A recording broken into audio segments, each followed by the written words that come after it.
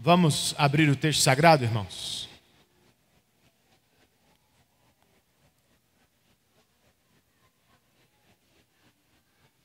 Alguns irmãos já estiveram conosco pela manhã e vão ter que escutar de novo, né? Eu bem que podia pedir para um deles pregar no meu lugar. Estou cansado, irmãos. Gabriel escutou atentamente, Sérgio também escutou. Pelo menos o texto lembra, né, Sérgio? Foi Romanos 15, muito bem, graças a Deus. Romanos capítulo 15, nós vamos estudar do verso 22 ao verso 33.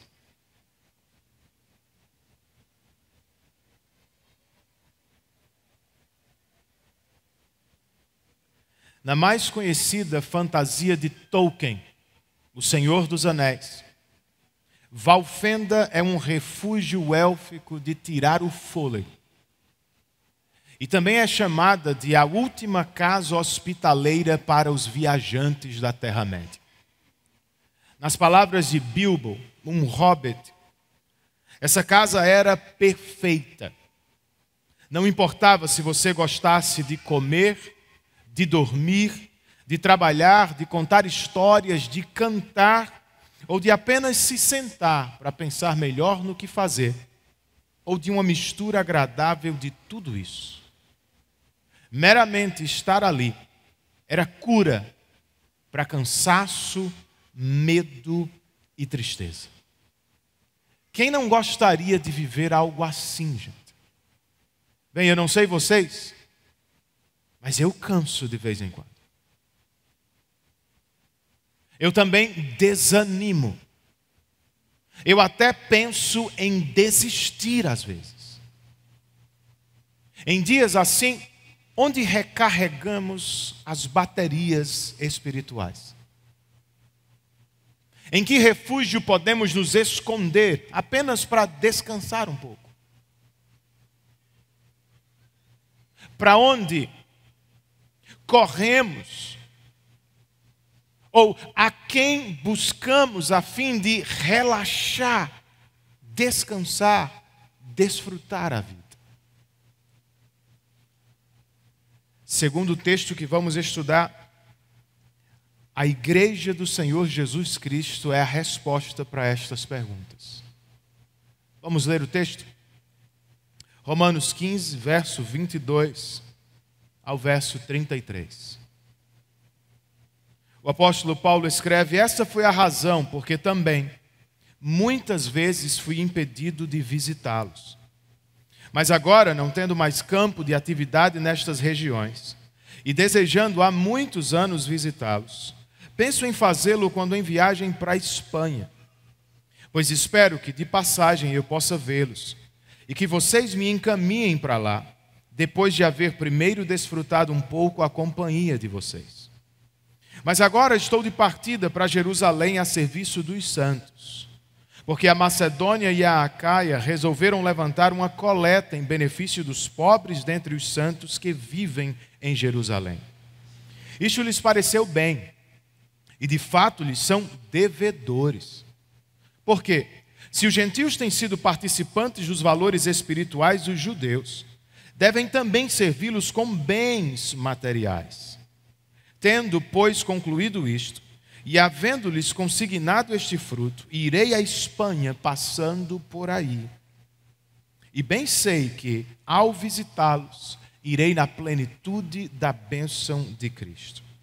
Irmãos, verso 30. Por nosso Senhor Jesus Cristo e também pelo amor do Espírito, peço que lutem juntamente comigo nas orações a Deus a meu favor, para que eu me veja livre dos rebeldes que vivem na Judéia, e para que este meu serviço em Jerusalém seja bem aceito pelos santos. Isto para que, pela vontade de Deus, eu chegue à presença de vocês com alegria, e possa ter algum descanso na companhia de vocês. E o Deus da paz esteja com todos vocês. Amém. Vamos orar mais uma vez? Senhor, esta é a Tua palavra. E agora que estamos diante dela, nós queremos te rogar, abra os olhos do nosso coração e nos permita enxergar as maravilhas da tua lei. Pedimos por isso, certos da assistência do Espírito, e o fazemos em nome de Jesus. Amém.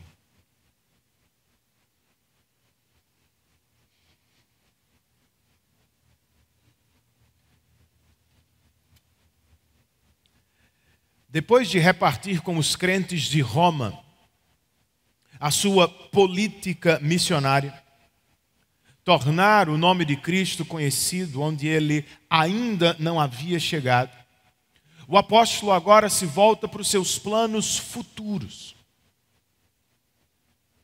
São 3 viagens aqui, ou 3 destinos que Paulo quer alcançar: Roma, Jerusalém e Espanha. E, de acordo com um estudioso, se fosse fazer a viagem de navio, seria um percurso de quase 5.000 quilômetros. E levando em consideração as circunstâncias e os perigos de se viajar naqueles dias, o tom quase indiferente de Paulo é extraordinário. Mas é claro, irmãos, Paulo não podia fazer as viagens sozinho. Em parte, é por isso que ele escreveu a carta aos Romanos. Ele espera contar com a colaboração dos crentes de Roma, o que também esperaria de nós no cumprimento da missão. Por isso eu volto à mensagem da semana passada, para fazer dela a mensagem desta noite. Qual foi? Vocês lembram? Nós estamos juntos. Ou melhor, nós temos que estar juntos no cumprimento da missão. Se semana passada eu perguntei por que temos que estar juntos, nesta noite eu quero perguntar como podemos estar juntos no cumprimento da missão que recebemos. Bem, segundo a porção que temos diante de nós, em primeiro lugar, irmãos, nós temos que estar juntos na missão, apoiando uns aos outros. Verso 22, outra vez, volte seus olhos para o texto comigo, Paulo escreve: essa foi a razão, porque também muitas vezes fui impedido de visitá-los. Visitar os crentes de Roma era um desejo antigo de Paulo. Ao início da carta, ele já o tinha mencionado. Capítulo 1, verso 13, quero que saibam, irmãos, que muitas vezes me propus a ir visitá-los. No entanto, lá e aqui, o apóstolo nos diz que foi impedido. Por quem? Pelo quê? A expressão que abre o verso 22 que lemos é: essa foi a razão. E ela nos pede para olhar para os versos imediatamente anteriores, os quais nos apresentaram semana passada a grande ambição do apóstolo Paulo: tornar o nome de Cristo conhecido entre os povos não alcançados. Então vejam, era o que o controlava. E era também o que o impediu de chegar a Roma. Ele queria muito ver os crentes de Roma, e isto havia anos. Mas ele queria ainda mais outra coisa: tornar o evangelho conhecido, de Jerusalém até o Ilírico, como lemos no último domingo. Mas agora, verso 23. Não tendo mais campo de atividade nestas regiões, e desejando há muitos anos visitá-los. Não tendo mais campo nestas regiões, o que Paulo quer nos dizer, irmãos? Temos que nos lembrar de sua estratégia missionária. Paulo não está dizendo que saturou todas as cidades, distritos e vilarejos destas regiões com o Evangelho e que pregou pessoalmente o Evangelho a todos os habitantes dela. Não. A estratégia de Paulo sempre foi plantar igrejas em grandes cidades e entregar a estas igrejas a responsabilidade de evangelizar as cidades vizinhas e menores. Foi o que fez. E agora que cumpriu esta missão, ele olha para frente, para o futuro. Quais são seus planos? O que é que Paulo quer fazer agora? De imediato ele nos diz aqui que pretende ir a Roma para atender a um desejo antigo. Com que propósito, irmãos? Por que Paulo quer ir a Roma? Verso 24. Ele nos diz: penso em fazê-lo quando em viagem para a Espanha, pois espero que de passagem eu possa vê-los e que vocês me encaminhem para lá, depois de haver primeiro desfrutado um pouco da companhia de vocês. O apóstolo vai visitar os irmãos de Roma, mas percebam, o que quer mesmo é chegar à Espanha. Por quê? Porque é lá que se acha a sua santa ambição. Tornar o nome de Cristo conhecido e desejado entre os povos não alcançados de Roma, ou da igreja que estava em Roma. O que o apóstolo espera é que vocês me encaminhem para lá. A NTLH e a NVI traduziram o me encaminhar por simplesmente me ajudar. É do que um missionário pioneiro precisa. No dicionário grego, propempo, é a palavra que Paulo usa aí, significa o seguinte: enviar ou ser enviado preparado como para uma viagem, especialmente ajudado com alimento, dinheiro, companhia, meio de transporte e etc. Agora notem, Paulo não só quer a ajuda financeira da igreja de Roma, e nem é o que ele quer primeiro. Antes de partir para a Espanha, ele nos diz no verso 24 que lemos, que espera desfrutar um pouco a companhia deles. No capítulo 1 ele já tinha dito 2 vezes isso.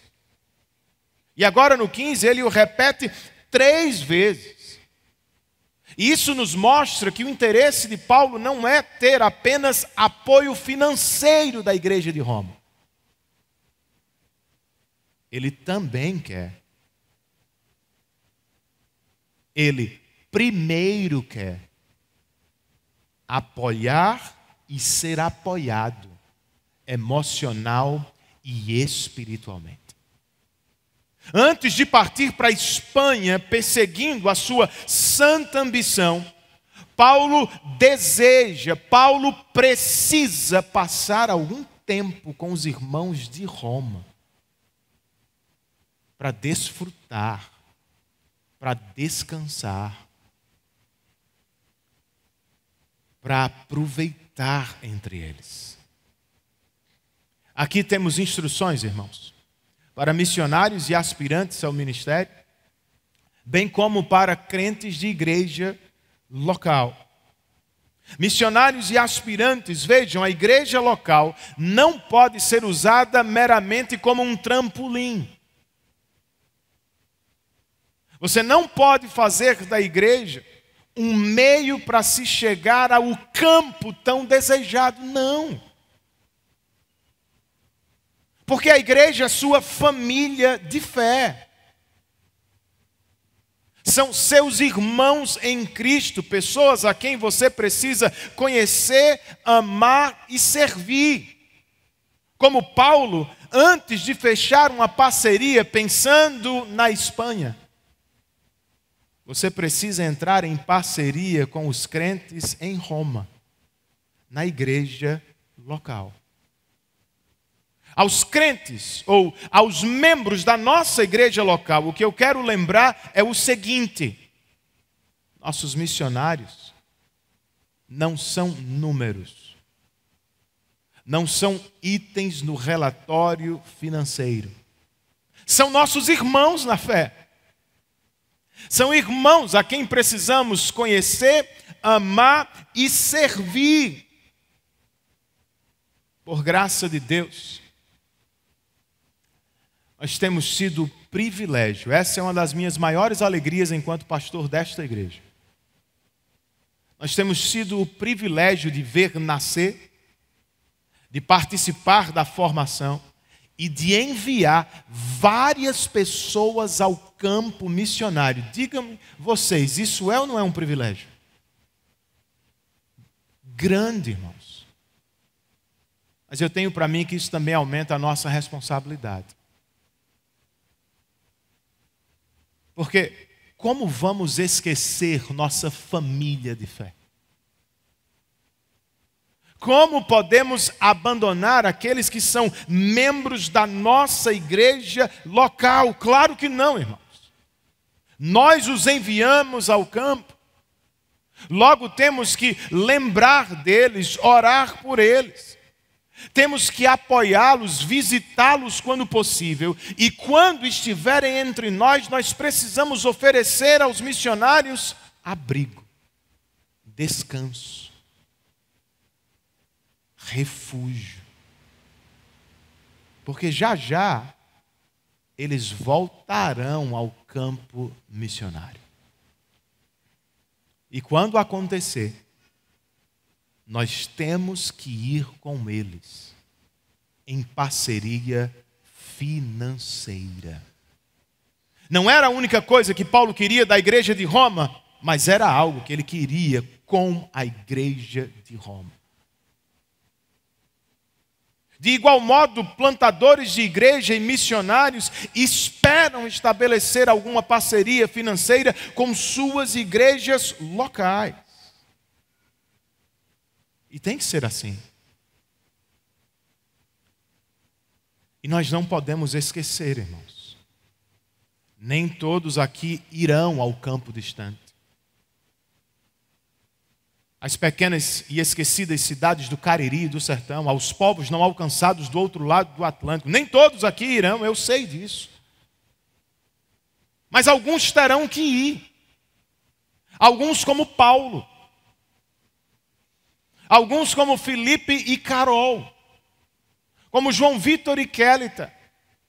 Como Igor e Jéssica, alguns dos nossos irmãos, membros da nossa igreja, alguns terão que ir, é a parte deles, e é para o que Deus os chamou.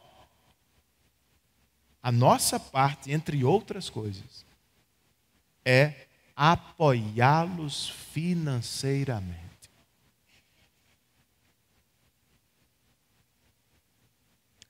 Outra importante instrução que temos nestes versos, ainda na primeira divisão do texto, trata das nossas decisões. Veja isso com atenção. Paulo queria visitar os irmãos de Roma havia anos. Mas por que não fez? Porque ele queria ainda mais outra coisa. Cumprir a missão de pregar o evangelho e plantar igrejas dentro daquele círculo de Jerusalém até o Ilírico. Então veja, porque disse um grande sim a uma grande e santa ambição, Paulo foi obrigado a dizer muitos nãos a muitas outras coisas. Eu te pergunto, a que de Jerusalém até o Ilírico você disse sim? E a que Roma precisa dizer não, porque já disse sim a outra coisa? Porque não dá, irmãos. Não dá para dizer sim para tudo na vida, não dá para dizer sim o tempo todo. Nós precisamos dizer muitos nãos Porque já dissemos alguns sims. Talvez sejam poucos, mas são muitíssimo importantes. Identificá-los, reino de Deus, família, igreja, vocação, missão. Identificar os sims vai nos dar foco na vida e vai nos dar mais paixão para buscar isso. Pelo que vivemos de verdade. Quais são as pessoas em quem devemos investir de fato? O que estamos perseguindo na vida? Uma vez que identificamos os poucos grandes sims, nós precisamos dizer muitos nãos. Há muitas outras coisas que surgirem no caminho. Ter uma santa ambição. Entender claramente qual é a missão. Me ajuda a tomar decisões. Que Deus nos ajude, irmãos. Nós temos que estar juntos na missão. Como, queridos? Em segundo lugar, segundo este texto, nós temos que estar juntos na missão, servindo uns aos outros. No verso 25 nós lemos: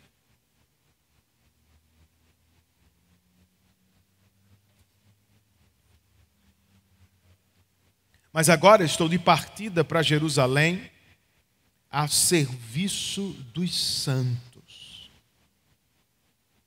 O apóstolo ambiciona chegar à Espanha. E ele também anseia por visitar os crentes de Roma. Só que agora ele nos diz: antes, eu estou de partida para Jerusalém. A expressão estou de partida indica que a viagem praticamente já começou. É iminente. E por que a viagem se faz necessário a Jerusalém? Por que é que Paulo não vai direto, muito provavelmente, de Corinto para Roma? Ele diz: eu preciso ir a Jerusalém para servir os santos. O que significa, gente? Nós não precisamos ficar no escuro enquanto lendo a Bíblia. Ler com atenção, e especialmente epístolas, cartas.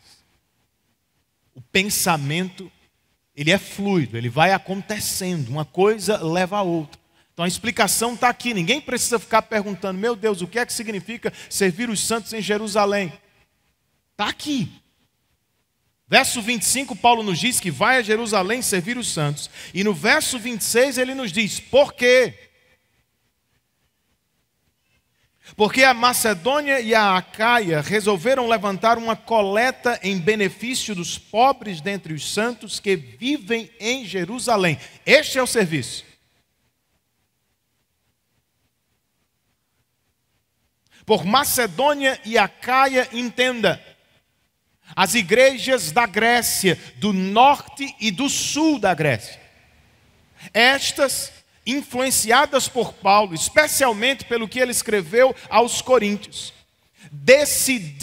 resolveram levantar uma coleta. Sabe qual é a palavra grega para coleta? É a nossa famosa koinonia. E de acordo com um dicionário grego, koinonia significa ato de compartilhar atividades e privilégios de uma íntima associação ou grupo. Então veja, as igrejas da Grécia, do sul e do norte, resolveram compartilhar. Com quem e por quê?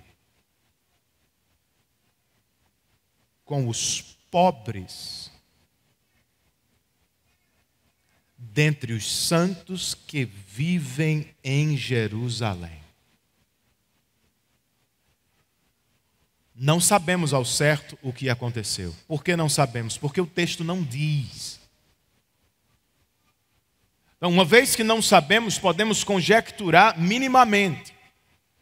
Então, estudiosos vão dizer, talvez os crentes de Jerusalém estejam sofrendo com uma grande fome, aquela que foi profetizada por Ágabo, lá em Atos. Ou, mais provavelmente, os crentes judeus de Jerusalém estão sofrendo e padecendo necessidades porque são perseguidos. As duas coisas fazem bastante sentido. Se não sabemos exatamente por que sofrem, sabemos perfeitamente quem sofre, porque isso o texto diz. Quem sofre, irmãos? Os santos em Jerusalém. Os crentes em Jesus Cristo, crentes judeus que se uniram à igreja de Cristo, estão padecendo em Jerusalém. Então essa é a explicação do serviço de Paulo e também é parte da motivação para realizá-lo. Contudo, não é a única, porque o verso 27 acrescenta o seguinte: isto lhes pareceu bem e de fato lhes são devedores. Por quê? Porque se os gentios têm sido participantes dos valores espirituais dos judeus, devem também servi-los com bens materiais. Notem o seguinte: não era uma questão meramente geográfica. Um país, Grécia, auxiliando o outro, Israel. Nem era uma questão apenas social, ricos socorrendo pobres, não. Para Paulo, tratava-se de uma questão profundamente teológica. Crentes gentios socorrendo crentes judeus. Pelo que aprendemos em Romanos, crentes fortes ajudando crentes fracos. Crentes que foram beneficiados ajudando crentes que os beneficiaram. É como se Paulo estivesse dizendo: vocês receberam, gentios, o evangelho por pregação dos judeus. Agora, por gratidão, socorra os crentes judeus em suas necessidades materiais. Tendo, pois, versos 28 e 29, concluído isto, e havendo-lhes consignado este fruto, irei à Espanha, passando por aí, Roma. E bem sei que ao visitá-los, irei na plenitude de Cristo. Paulo não vai ficar em Jerusalém. Ele quer passar por Jerusalém. Pelo menos este é o plano. Seus olhos estão voltados para a Espanha, onde se acha sua santa ambição. Mas antes, como sabemos, ele vai a Roma. A novidade destes versos é: Paulo nos diz que vai a Roma como? Na plenitude da bênção de Cristo. O que significa? No capítulo 1, ele nos disse que por todo o mundo se ouve falar da fé dos crentes de Roma. E ele também nos disse que queria ir a Roma para repartir com os crentes de Roma dons espirituais. É o que ele está fazendo aqui de novo. Eu vou cumprir minha missão em Jerusalém e depois eu vou a Roma, na plenitude da bênção de Deus. João Calvino, comentando este texto, diz: isto é Paulo, por assim dizer, criando santas expectativas. É Paulo dizendo aos crentes de Roma: minha visita vai ser frutífera. Se preparem para isso. Eu fico me perguntando se nós temos isso em mente quando fazemos ou recebemos visitas. Eu fico me perguntando se este é o tipo de comunhão que desfrutamos em nossa igreja local. Se estamos realmente interessados em contribuir para o crescimento espiritual dos nossos irmãos. Pastor, mas eu posso contribuir? Claro que pode. Você pode contribuir quando se encontra com um ou mais irmãos para ler e meditar na Bíblia, para crescer no conhecimento do Senhor. Você pode contribuir quando se reúne com um ou mais irmãos para orar a Deus, rogar a Ele por sua presença e bênção. Você pode contribuir para o progresso da fé do seu irmão quando abre sua casa e o recebe para praticar hospitalidade e, às vezes, se necessário for, oferecer conselhos sábios da palavra de Deus. Você pode contribuir para o crescimento do seu irmão andando com ele, a fim de lhe dar exemplo e modelo de piedade. O que nos impede, gente? Por que não tomamos a iniciativa de buscar? Por que não somos mais intencionais? Vejam, Paulo quer ir a Roma para repartir algo com eles, mas Paulo também quer ir a Roma para receber algo deles. Isso é vida cristã. É o que queremos aqui.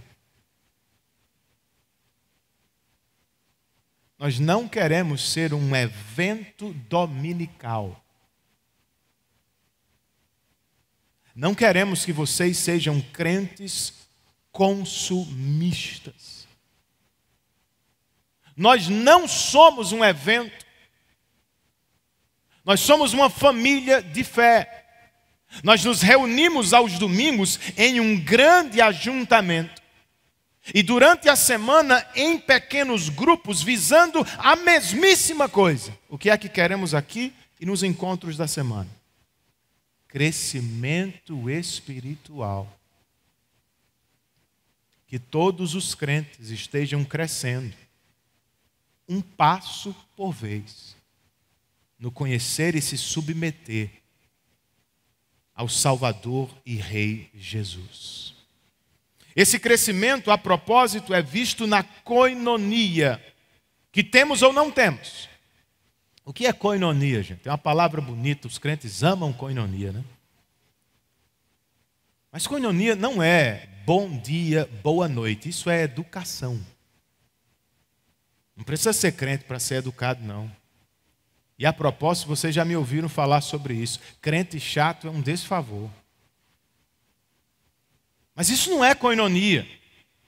Koinonia, segundo este texto e tantos outros textos do Novo Testamento, é partilhar do que Deus tem me dado para servir os santos. Agora, para servir os santos, primeiro eu preciso saber do que eles precisam. Paulo estava a milhares de quilômetros de Jerusalém e sabia exatamente o que os crentes de Jerusalém precisavam. Vocês sabem? Será que nós sabemos o que os nossos irmãos precisam? Estamos atentos, prestamos atenção. Somos daqueles que notam e se afastam porque não querem mais problemas? Ou somos daqueles que percebem e se aproximam para servir?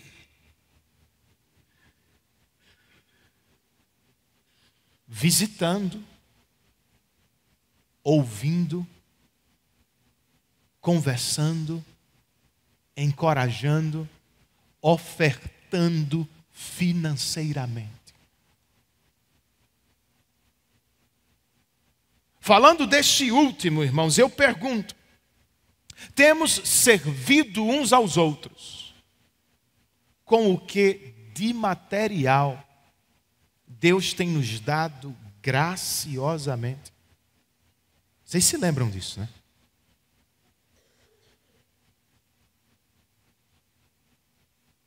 Irmão, você tem o que tem. Você chegou onde chegou. Você conquistou o que conquistou por pura graça de Deus. Se é no que cremos, você pode dizer amém, se você crê? Por que seremos mesquinhos com os santos na fé? Com nossa igreja local, com os missionários distantes, com os irmãos do PG que estão por perto, por que seremos mesquinhos se recebemos tudo o que temos por pura graça de Deus? Para lutar contra o pecado da avareza e do medo quanto ao futuro, nós precisamos fazer pelo menos duas coisas. Uma é o que Paulo está fazendo aqui com os crentes de Roma. Vocês não conquistaram o Evangelho.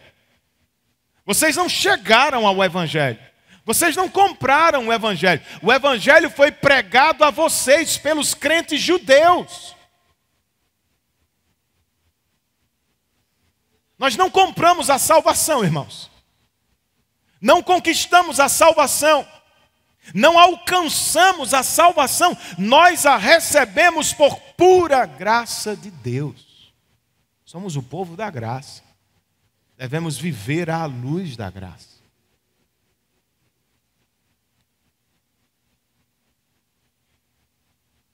É ministrar o Evangelho ao coração. E na prática, para matar a avareza e fazer sumir o medo do futuro, na prática, nós temos que ser mais generosos. Toda vez que dizimamos, toda vez que ofertamos, toda vez que partilhamos generosamente com alguém, nós estamos gritando contra o nosso coração pecaminoso. Nossa segurança não está no dinheiro. O dinheiro não é o nosso Deus. Nossa segurança está em Deus, que é nosso Pai e que prometeu cuidar de cada uma das nossas necessidades. Então que sirvamos uns aos outros, pois estamos juntos na mesma missão. Para terminar, nós temos que estar juntos na missão, orando uns pelos outros. Verso de número 30, irmãos.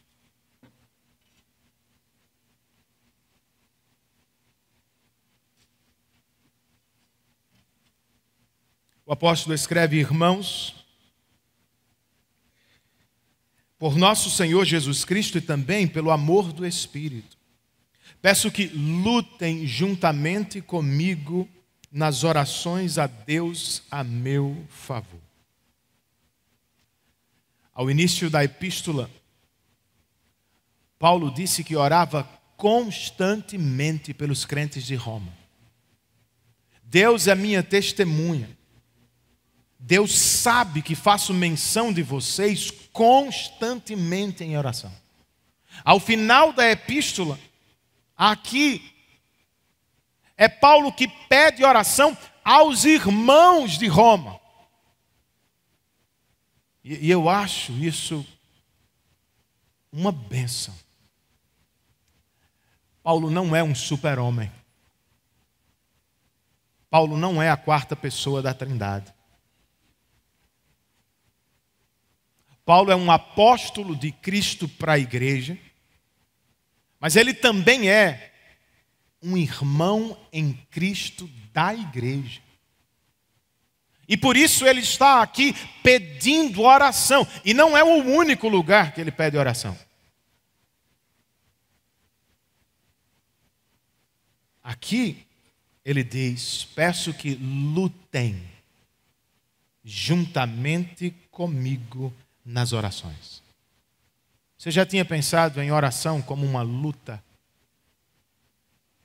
Muito provavelmente Paulo não está pensando na luta de Jacó com o anjo. O que está em sua mente talvez seja o que ele escreveu aos Efésios, no capítulo 6 e verso 12. Nossa luta não é contra carne ou sangue, mas é contra principados e potestades. Irmãos, eu estou vivendo lutas, eu estou para enfrentar severas lutas. Logo, eu peço que vocês se juntem a mim nesta luta, em oração. Paulo, mas pelo que devemos orar por você? Quais são os seus pedidos de oração? Versos 31 e 32 estão aqui.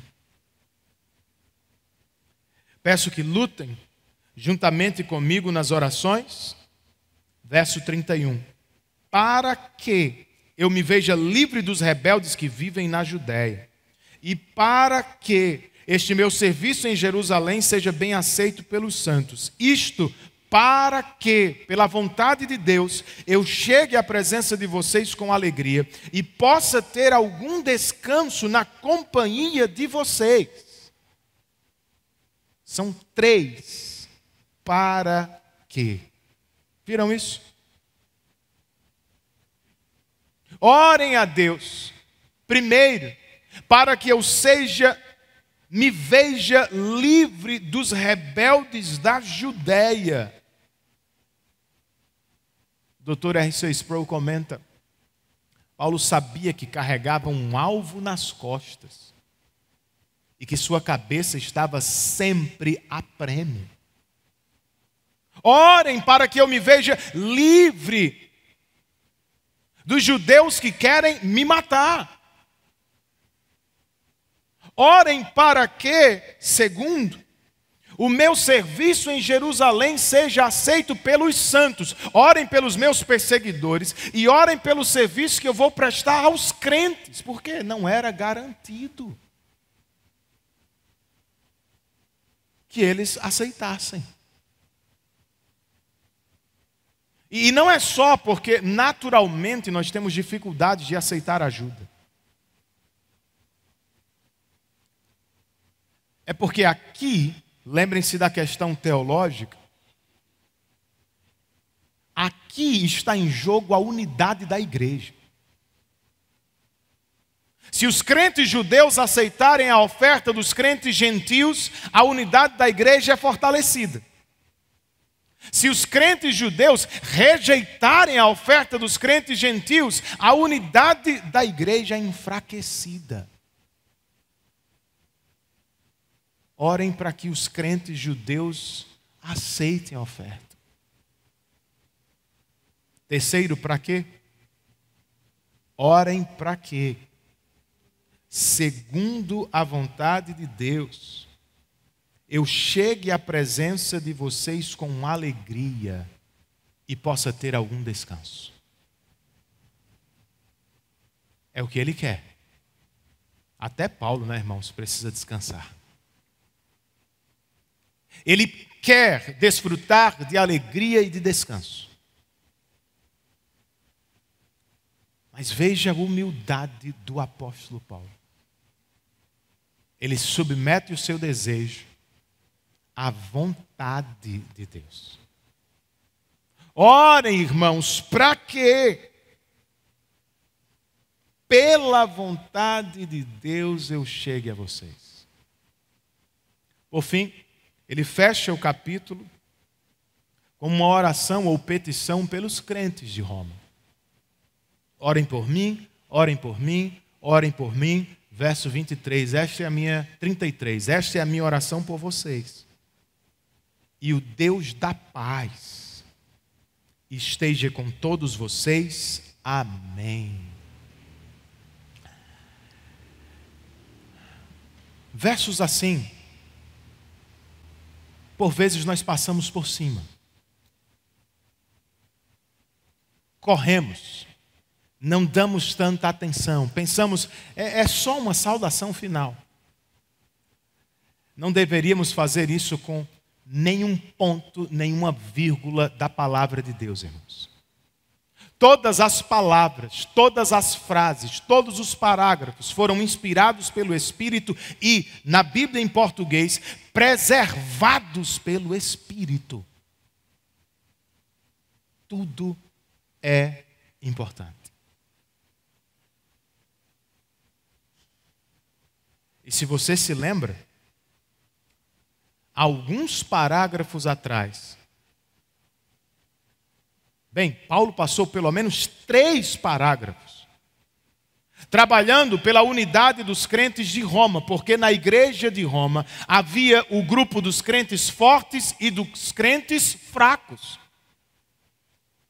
Havia certamente alguma disputa entre crentes judeus e crentes gentios. Há quem diga que em Roma os crentes gentios eram maiores e mais fortes. Eles não viviam em paz o tempo todo.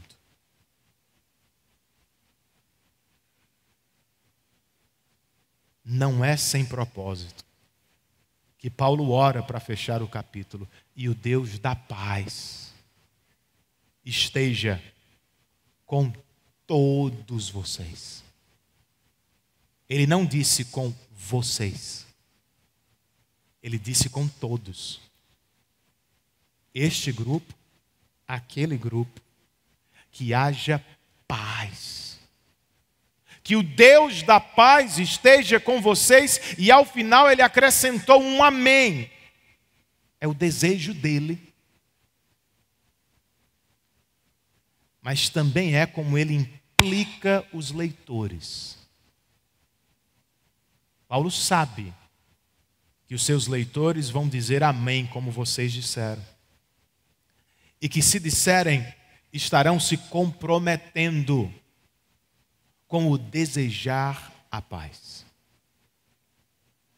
É um parágrafo pequeno sobre oração, mas cheio de riqueza para a nossa vida, irmãos.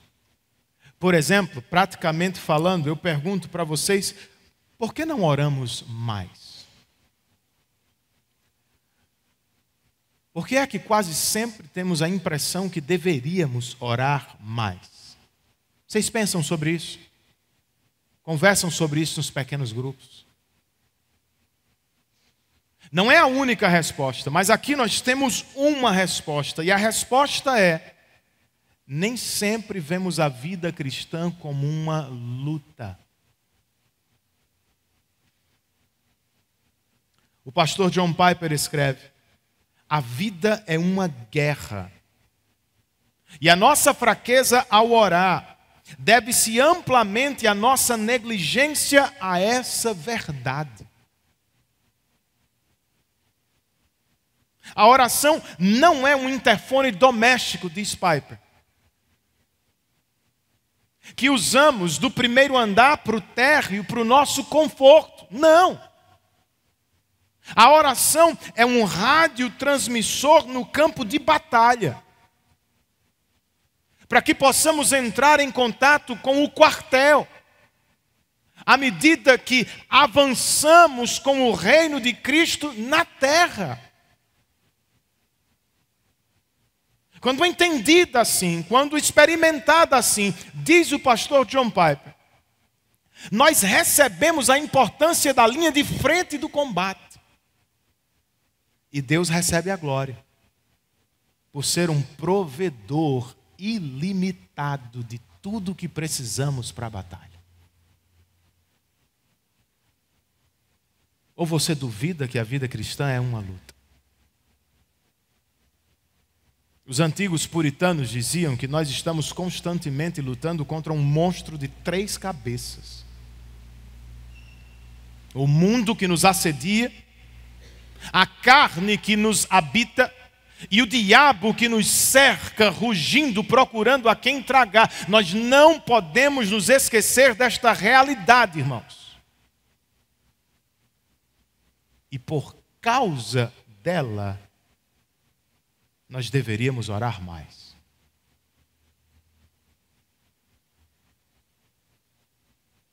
Pessoas que vivem em guerra, vivem em estado de alerta, vivem poupando, vivem atentos. É como deveríamos viver. E para tanto, irmãos, nós precisamos de algum planejamento. Se você quer tirar férias com a família, você não se levanta num dia qualquer e diz, é hoje, eu vou sair de férias. Não. Você planeja, você pensa, você esboça, você calcula. Nossa vida de oração precisa de algum planejamento.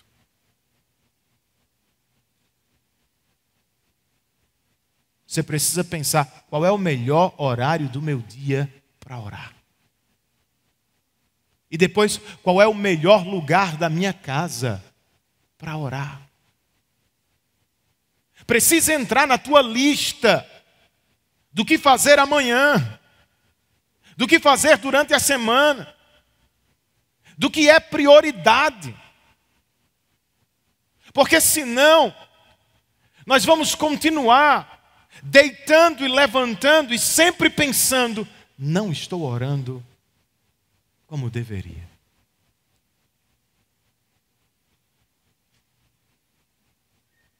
Este pequeno parágrafo também nos ensina algo sobre o caráter da oração. Muitas pessoas, infelizmente, muitos crentes também, tratam a oração como algo automático. Você ora e Deus atende. Irmão, Deus não é a máquina de refrigerante do campus universitário em que você estuda. Não é como funciona. Nós não oramos para que Deus atenda a nossa vontade, irmãos. Nós oramos como Paulo fez aqui, nos submetendo à vontade dele. Paulo escapou dos judeus ou não? Como queria. Paulo chegou a Roma ou não? Como planejava. Paulo foi à Espanha ou não? Como ambicionava, irmãos. Sobre a Espanha, ao final do primeiro século, de Roma, um bispo chamado Clemente escreveu uma carta e disse que Paulo chegou aos limites do oeste. Ao que tudo indica, Espanha. Ele chegou perto ou no limite da Espanha. Paulo escapou dos judeus quando chegou em Jerusalém? Sim e não. Ele não morreu por mãos dos judeus. Mas ele foi preso por causa dos judeus. Paulo chegou a Roma, gente? Sim.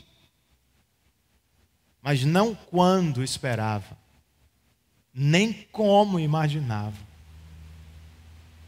Paulo chegou provavelmente 3 anos depois, na condição de prisioneiro do Estado. Você está entendendo?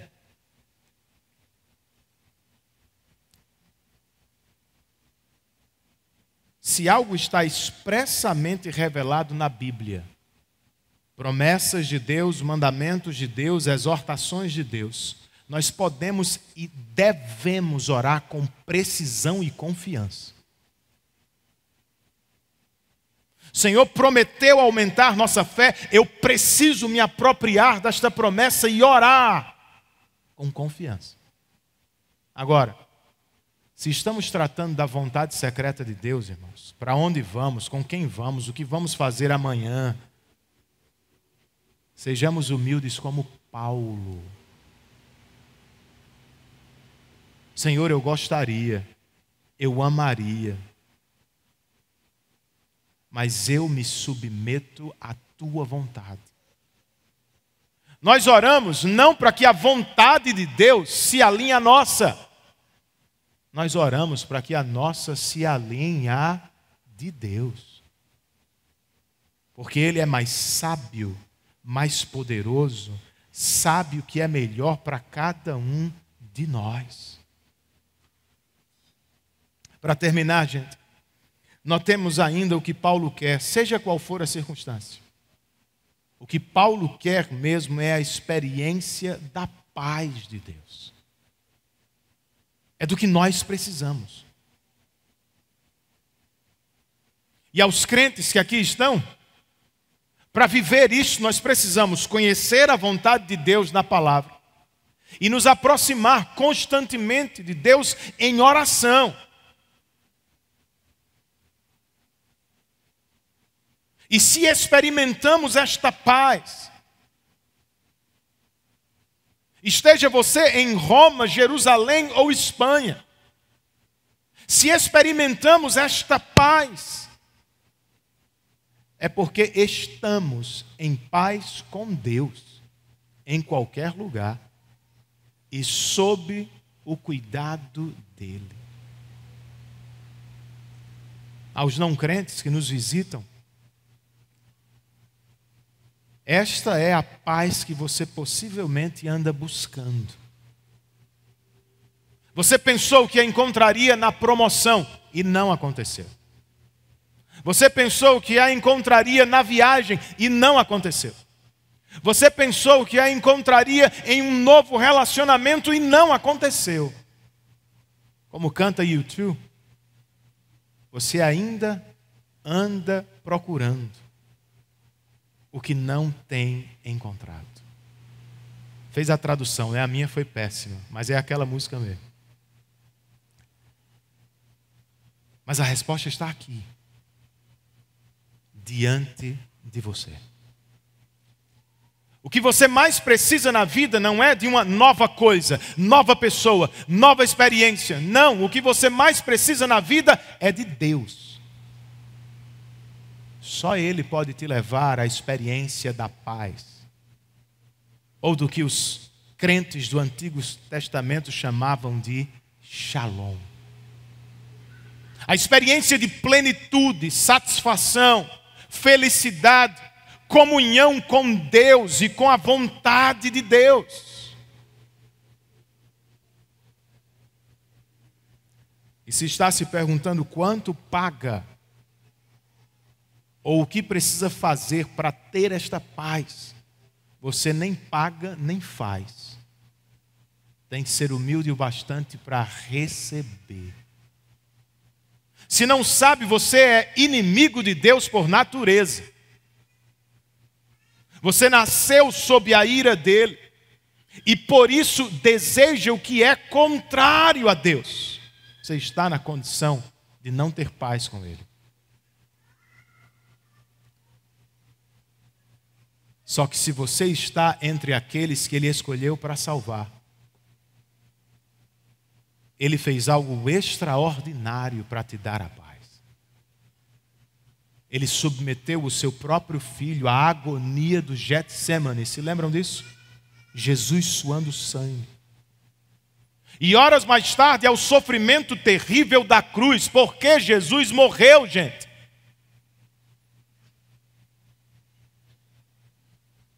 Uma das respostas é porque não havia paz entre você e Deus.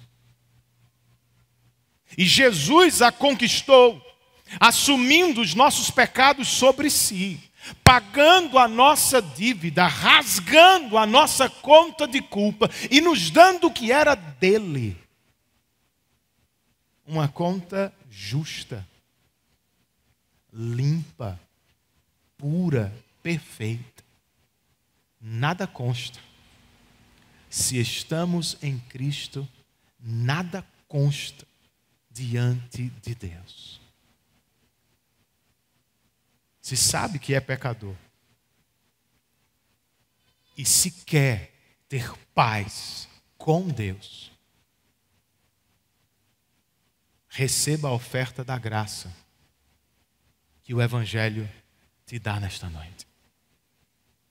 Voltando ao início, a Valfenda, foi para lá que Frodo foi levado depois de ser gravemente ferido.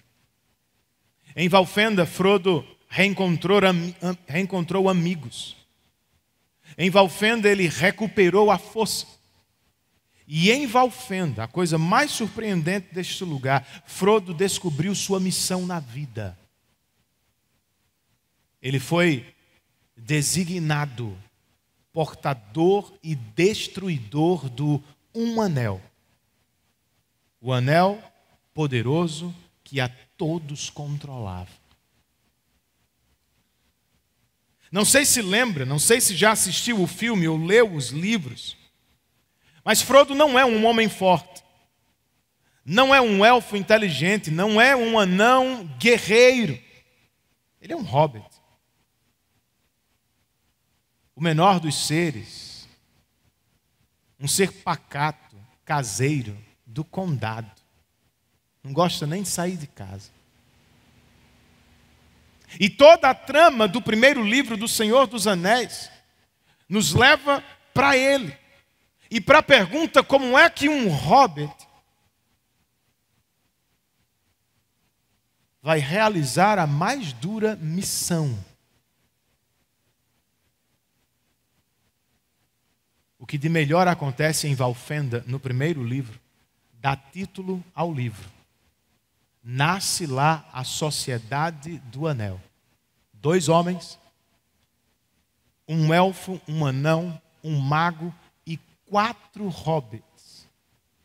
Ou seja, Frodo não está sozinho. Essa é a grande coisa deste livro. Tolkien queria dizer que até as menores pessoas, as mais esquecidas das pessoas, as mais improváveis das pessoas, têm um lugar no jogo, têm um papel a cumprir. Mas sejam pequenas ou grandes, fortes ou fracas, ninguém consegue sozinho. É o nosso caso, gente. Se você for honesto, você sabe que não consegue. Você também cansa, como eu. Você também pensa em desistir, ou até já tenha desistido. Tem dias assim. Não precisamos desistir, irmãos. Não estamos sozinhos. Se Deus é por nós, perguntou o apóstolo Paulo no capítulo 8, quem será contra nós? E Deus é por nós, não só nas manifestações extraordinárias ou providenciais que acontecem de vez em quando e notamos, ou melhor, acontecem sempre e nós notamos de vez em quando.